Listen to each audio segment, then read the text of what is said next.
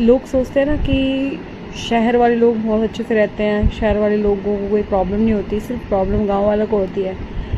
तो यहाँ मैं डिसएग्री करती हूँ, क्योंकि जब हम कभी बहुत फेमस हो जाएं या कहीं हम कुछ बन जाएंगे ना, तो आपको ऐसी ऐसी बातें बताएंगे कि हमने क्या क्या दिन देखे हैं दिल्ली में रहते हुए भी।